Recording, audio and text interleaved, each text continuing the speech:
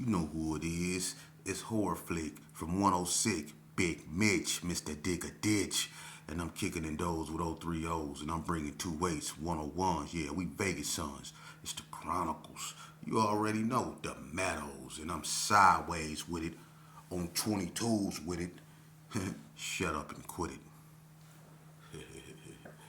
Anyway, welcome to another edition of Vegas Chronicles, man, with your Mizan, Big Mitch. You already know what it is. Uh, Today we gonna talk about the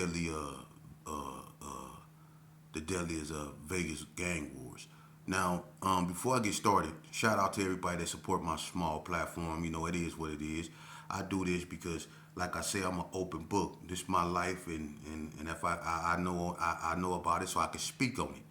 You know, and then plus it's a bunch of people out there that's in their feelings and they can stand their feelings. You know what I'm saying? And y'all kick rocks, man. I don't care about because you wasn't putting in no work anyway. So go play. Anyway, somebody asked me a question before I get started about the Koreans and the Asians.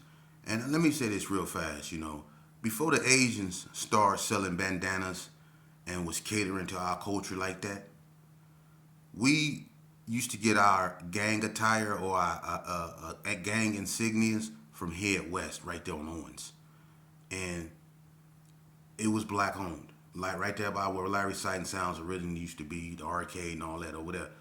And that's anybody know what Owens at in Las Vegas?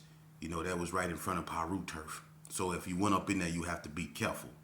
You know it was right across the street from Nucleus Plaza, but Head West was somewhere that sold like the Bloods used to go in there and get the skull with the red rag on it and the joint in his mouth, or the skull with the bandana that went around, you know, with the lokes on, and they had like this blue insignia with like a blue brim, blue lokes, and a blue goatee that you can iron on your shirt and all that stuff. All this stuff you can iron on your shirts.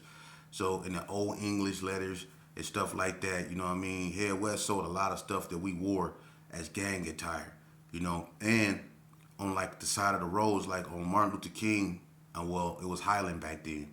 On Highland, you can look on the side of the roads, you see like long tables. People sold watermelons, fish, and all kind of stuff. Mirrors with zodiac signs on them and stuff like that. But they also sold like corduroy golf club hats. That's where we used to get our golf club hats at. You know what I mean? And stuff like that. You know what I'm saying? And this before the Asians really moved into our communities like that. Of course, we always had the Asians that ran like Super Six, you know, which is Mario's now.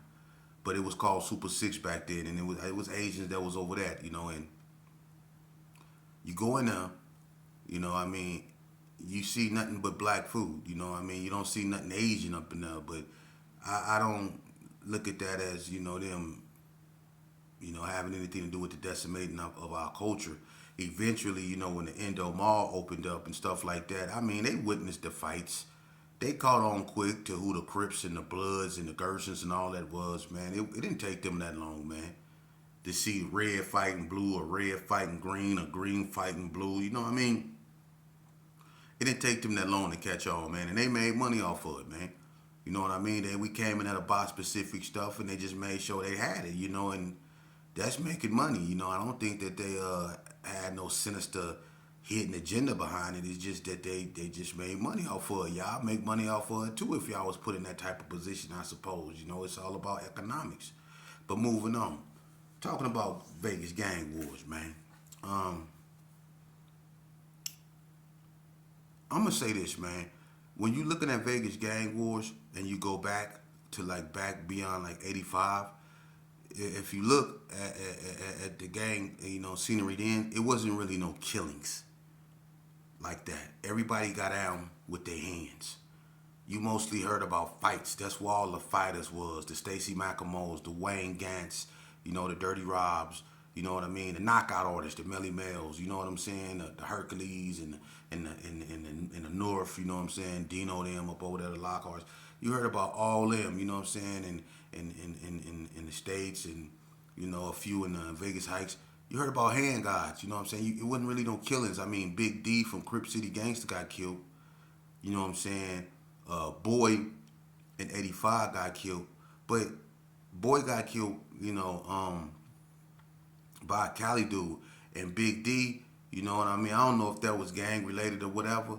I think he did get, killed by a blood, but I don't know if it was gang related. You know what I'm saying? So, but it was really no killings like that. It was not no killings, pre 85 and stuff like that. People wasn't getting knocked down like that. And you had gangs that was, really active. You had War Babies, OGs, Wrigley States, the Gershon, you had Pyrus, PBs, the Coast was forming. You had Vegas Heights, you had CCGs, you know what I'm saying, and 60s was here. You had Sydney Sue, you had all kind of gangs, the GQs that in over there on Donna, you know what I mean? You had the Hood, you had a bunch of gangs, but they just fought, you know what I mean? Everybody fought, man. Like one of the most notorious fights was at Nucleus Plaza when Master G and Ted got out. That's what you used to hear. Fights like that, or Master G and Stacy Macklemore getting down, or Master G and Hercules getting down. You always heard about people fighting. You know what I mean? Or Stacy Macklemore or Cheetah.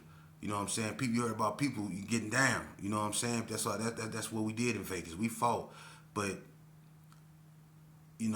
anybody can tell you. When L got killed in '86, that really it changed the game, because in one aspect the crack epidemic hit, which made people was making money, and people started investing in guns and less in fists, and the game changed, and when L got killed, that sparked really one of the first serious gang wars, because like I said, like pre 85 people was fighting.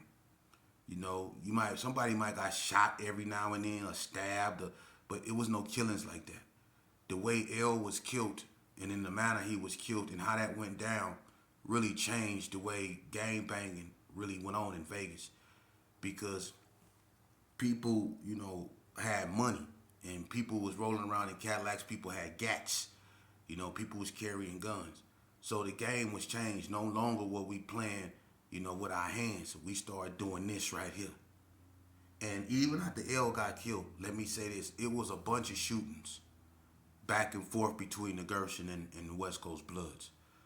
A bunch of people got shot, but no one really got killed. And in Elko, when we was wearing BKs and Lottos or Diodoras and all that, you know what I mean, Pumas and all that stuff, when BKs was real popular, we used to pride ourselves on saying that, and we used to try to taunt the Bloods when they used to hit us with 3 to the head and all that. We used to be like blood killer, you know what I'm saying, BK all day, and they used to be like, you ain't no blood killer. Like, we blood killers, and they be like, you ain't killed one yet.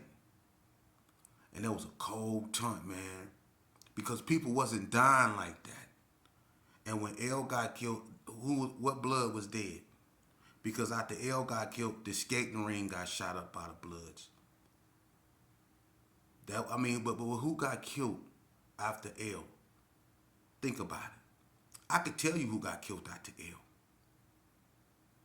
I could tell you. Tim from Vegas Heights got killed by Mark McElmore. See? But it wasn't no gang war between Delmonico and Vegas Heights. It was no gang war. Now, Fuji accidentally got killed in the Gershon. That was the second time we felt it, because before L got killed, only Pro Hound, Jamie Graves, and Ricky Dunlap was dead in Herbert Gershon. We didn't, and there wasn't none of that gang related. L was the first killing that was gang related. Fuji got killed on an accident. All right, but people was not dying. We was warring with the coast, but people was not dying like that. As much as we used to, shoot up the coast, and the coast used to shoot up the Gershon, and we used to catch each other, like when Colors came out and Lamont Page got shot in the ass up there by the Bloods, you know what I'm saying? We was warring. You know what I'm saying? When Scarface from West Coast Bloods got shot, We was warned, but wasn't nobody dying. And then all of a sudden, you know, Donna came out. Okay, when Donna came out, things kind of got even more real. Okay, because now, and then they formed an alliance. You know, like right off the top with the Gerson. They formed an alliance. So off the top, they warring with the coast too, but it all makes sense because the Parus, they was warring with the Gersons. They was riding with the coast, and so was the PBs. So it was just on, but wasn't nobody dying. Name one death. When Donna came out, the second thing that happened after Tim got killed that was major was Boo Boo got killed by the 60s. Now things just done got out of hand. Because the Donnas went crazy. They was the fastest growing gang in Las Vegas. Everybody wanted to be from Donna Street, which it made them powerful. Then they came up on them gats, you know, and I already spoke on that. But Donna was real popular. Everybody wanted to be from Donna. And Donna, the reason why other gangs like in Northtown came out, like Donna Street Villains, you know, ABM, Hard Time Hustler, and all that, you know, is because it's in reaction to Donna. You know, a lot of ABMs didn't want to be from Donna. So they formed what they had, you know, but that's their story. I'm not going to go there. But when Boo Boo got killed, everything got out of hand, man. Now everything is all about shoot 'em up, bang, bang. And then after Boo Boo got killed, I don't know if y'all remember Puncho. It was a Puncho from Northtown. He got shot. He got killed. You see, it was a lot of killing starting to happen. When the ABMs formed, the Donna Street Villains formed, the NTGs was already, you know, formed. It just started getting out of hand, and it was just shooting after shooting after shooting. It was just shootings, you know. But the '60s and the Donnas, because the Gersons in the West Coast Blood was the first bloody war. That was bloody. But when the '60s and the Donnas went to war, that was bloody. That was bloody. You know, and then the Donnas in the hood went to war. That was bloody. People was getting popped. You know, and then the Gersons and the NTGs went to war. Now, I say this. When the Gersons and the Donnas went to war, that probably was the beginning of the end of our traditional way of banging, because by the time the Gersons and the Donnas got into it, it had been so much carnage already committed, you know, but it wasn't really no, you know, like slaughtering. It was killings at clubs and stuff like that. But when the Gersons and the Donna went to war, that was sickening. Because that's when, like, killings just start, people just start dying, man. People start dying. Fat Man, Rip, I mean, the list can go on and on and on, man. The NTGs went to war. They got out because of Do Wrong. You know what I'm saying? The ABMs got in it because of John Lee. Lil Suge get killed. It was so many killings, man. It was so many killings. My cousin Big D got killed at Shades when the Shades got shot up real bad. It was just killing after killing after killing. It was so many killings, man. It was so many killings. And I'm gonna tell you, it got gruesome because Cali boys like them Pomona boys came out here, Double R them from Southside Village. And y'all remember that case with Mouse, Ray Evans, and them two girls and them two dudes when they went up in there and they killed Crook from 60, Steve Walker, and the females up in there. They shot all them females up in there, I guess, for some, I don't know what she did, but I ain't gonna get into that. But y'all remember them? Y'all remember that? That was a high profile case, Ray Evans, Mouse. You know what I'm saying? When they went up in there and killed all them people. And the little girl, the little baby, is the one that convicted him because I guess she knew who Mouse was and she said Uncle Ray did it. Y'all remember that case? See, killing got out of hand. Killing got out of hand in Vegas, man. And I'm going to tell you something. Even though that Gerson and Donna Street War was bloody, when the Gersons and the NTGs went to war, that was even bloodier. That's the cold thing. That was even bloodier. And then you had the whole West Side that went to war with the North. Oh my God, man. Then the back streets came out here. It was just killings, man. Bam Bam get killed.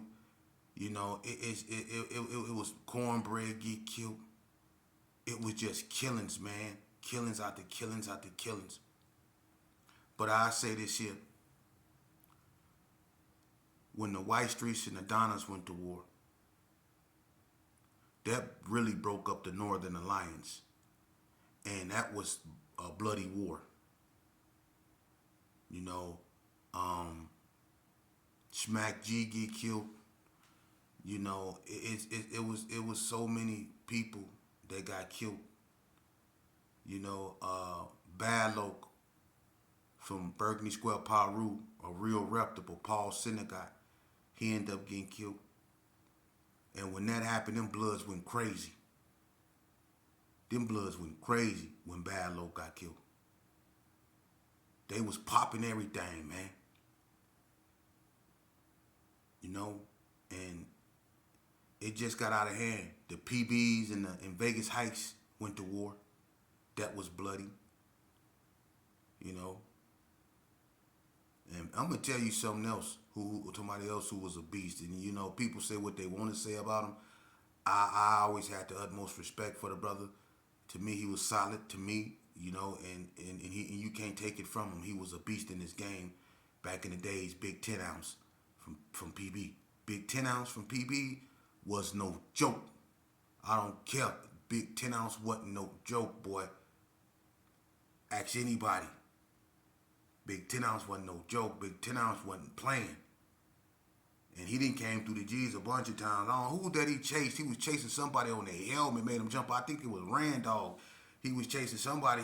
He was on their helmet and made him jump out their car and was clapping at him. Big 10 wasn't no joke. So I had to throw him in there. But another war that was crucial was when the 40 boys went to war with the 60s. Now, in part two, I'm gonna go over each war. I'm just bringing you the introduction of the bloody wars of Vegas, but I'm gonna go over each war to show you how bloody it was, and do my best to chronicleize it. You know what I'm saying? What's done is done. No need to uncover it. We ain't trying to do none of that. We just go over what everybody already know, to show you that in Vegas it got like that out here, man. It was ugly. And the wars that I'm talking about was when the Gersons went to war with the Coast. Okay? When Donna went to war with the 60s. You know, when the Gerson and the NTGs never got along. So they was constantly at each other's throat. The ABMs, when they came out, they got into it with the Gersons first in Sierra Nevada Arms. They got into it with Turtle and Donna Ray Page them up there when they first came out. So we was always into it with the ABMs. And when Face got Boo Loco them for them Daytons, we stayed into it with the ABMs, the Gersons and ABMs. You know, and then the Gersons and the Pirus went to war. You know, Richie Rich get killed. You know, they had late for that murder. You know what I'm saying? So we at war with the Pirus. You know, so it was just war after war after war. And it was like Donna and the Hood. Then Donna when they went to war with White Street. It was so many different wars out here. The Mexicans and the Hispanics. I mean, you had the 28th Street versus the whoever, Sanchucos, Little Locos, or whatever. But they wars wasn't bloody like that. And I'm not trying to disrespect the Hispanics, but they just wasn't. They the only really two, the only really major killing of the Hispanics that was known like that during that era was when Spider from 28th Street got killed by the Little Locos. That was really one of the only really major killings like that. The Hispanics wasn't killing each other. They still was stuck in the fighting era. You know what I mean? They wasn't killing each other like that. The blacks, we was knocking each other down. So I'm gonna go over those wars, and to bring clarity, not to glorify none of that, because this is about education. This isn't about glorifying. I'm going over this to show you what happened to Las Vegas. A lot of people is dead, man. A lot of people is dead. A lot of people is gone. When the Gersons in the 60s went to war, that was the bloodiest war of all wars. Hands down. When the Gersons in the 60s went to war, that was the most bloodiest war. And it was the last major war. Because after that, you had nothing but squad, wood, click banging type stuff. That was the last major authentic Vegas war between two authentic gangs. Because after that, you had the squad and the wood, which was something totally different. But the most bloodiest gang war in Vegas was when the Gersons in the 60s went to war. That was bloody. And it was so many bodies on all sides. Nobody won. And that's the important thing that I want to home in on. Nobody won. We just killed ourselves. We sent our mothers to funerals. We went to prison and did extensive periods in prison. Nobody won. We lost some good people on all sides to stupidity that could have been avoided if we could have checked our egos. And if we could have, I don't know, man. Money corrupt the mind. When the crack hit us and people started making that, that fast buck and that pistols and all that stuff came into play, people just didn't have the time to fight. They didn't want to get their Jerry curls messed up, or their Louis Vuitton sweatsuits, or their Lotto sweatsuits, Adidas sweatsuits. They didn't want to get their shell toes scuffed up. So they started shooting. People used to be able to take a butt whooping and be cool with that, because you win some, you lose some. But you get to come back another day to try it again. Losing the fight only make you tougher. Any world champion will tell you how many times they done got smashed in sparring sessions. It's going to always be somebody tougher than you. But people can't take, butt whoopings no more. People don't even want to get into no argument with you. They go kill you. That's what this has become, and now our children have picked up this madness and took it to a whole nother level. and we lost our voice because we didn't kill ourselves off. So who's left for them to listen to? A lot of y'all mad at me because I talk the way I talk, but what are y'all bringing to the platform? What are y'all bringing to the forefront to get these youngsters? You sitting back drunk talking about other people, talking about, I know some stuff. I know some about some Russians. I know some. You don't know nothing, man. If you knew something, then why you ain't out here teaching? Why you not out here teaching? If you know something, you know how to crack that beer. You know how to hit that pipe. You know how to get so high off that meth, you go over your best friend's house to watch your house. You know how to do that. So, man, listen.